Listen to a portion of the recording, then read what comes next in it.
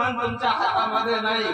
जर गणपतीची पूजा करायले, कोण्या देवीची देवाची कुणाची जरी पूजा केली, तुमचं मन जर जाग्यावर नसेल, तुमचा कोणता देव कोणता देवी कोणी तुम्हाला पावणार नाही।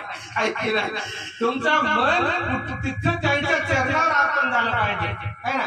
गुरु चरणी ठेविता भाव म्हणलं ना, एक बार आपण जर शरण गेला, हनुमंत कसा शरण गेला माहित आहे?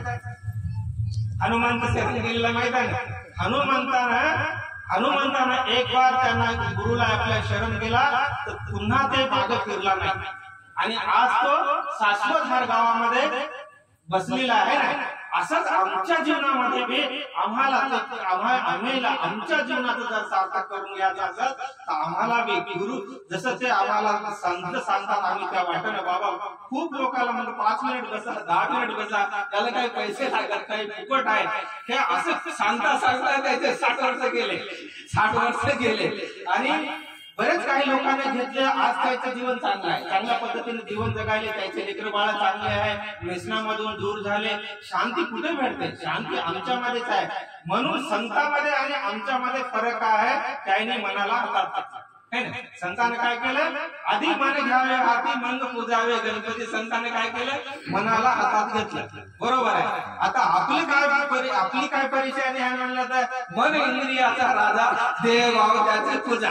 आपली परिस्थिती आहे ना, संतांना कुठे त्याने मनाला हातात घेतलं, आपण इंद्रियाच्या मागे पळायला। तुम्ही हो ना, म्हणजे सर्व असं काही म्हणत नाही, पण अशी काही परिस्थिती आहे, म्हणजे संतांनी त्या इंद्रियाला आपल्या वशमध्ये घेतलं। या कानाला काय ऐकायचं तेच ऐक म्हणले, संतांनी काय म्हणले? या कानाला तुला काय ऐकायचं तेच ऐक म्हणले, या देवीला म्हणले तुला काय बोलायचं तेच बोल, है ना, तुला काय जे खायला लागले तेच देणार, बाकी काही मागायचं नाही। त्यांच्यामध्ये आणि आमच्यामध्ये एवढं फरक आहे, त्यांच्यामध्ये आणि आमच्यामध्ये एवढं फरक आहे। या डोळ्याला त्यांनी सांगितलं तुला काय पाहायचं तेच काय, बाकी काही नाही, एवढं काही।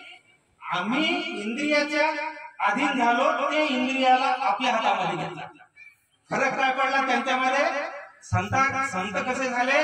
त्यांनी आपल्यामधले जे इंद्रिय आहे त्याला आपल्या हातामध्ये घेतलं, बरोबर? त्याने आपल्या हातामध्ये घेतलं इंद्रियाला, आणि म्हणून ते संत झाले। आणि ज्यानं आपले इंद्रिय आपल्या हातामध्ये घेतला तो राजा, तो या शरीराचा राजा आणि या जनतेचा सुद्धा तो राजा। ज्यानं आपलं मन इंद्रिय जर आपल्या हातामध्ये घेतला तर तो माणूस काही करू शकते। ज्यानं आपले इंद्रिय आपल्या वशमध्ये केले ते माणूस दुसऱ्याला वश करू शकते, ते दुसऱ्याचं बी चांगलं करू शकते। आणि असे म्हणून त्या संतानं आपले जे सर्व काही आपले वश करून घेतले, मन इंद्रिय, ते जे इंद्रिय आहे याला एक करून त्यांनी ध्यानामध्ये बसत होता। 2-2, 3-3 घंटे पुरं जीवन त्यांनी त्याच्या ध्यानामध्ये त्यांनी घातलं।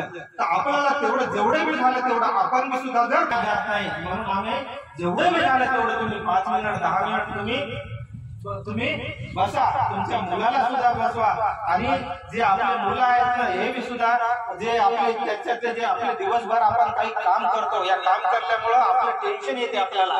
आपलं बी जसं मोबाईल आहे ना, मोबाईलची संध्याकाळी बॅटरी उतरून गेली, असं हे आमचे बी डोकं आहे ना, हे बी दिवसभर काम केल्यानं टेन्शन याच्यामुळे काय होते, आम्हाला खूप वजन पडते। म्हणून तुम्ही 5 मिनिट 10 मिनिट ध्यान केल्यावर ते माणूस फ्रेश होते, ते काय होते, चार्जिंग केल्यासारखं होते आणि आपलं माइंड बी फ्री होते। आणि आमच्यामध्ये बी एक ज्ञानाचा साठा हळूहळू आम्ही जे म्हणतो ना ते काही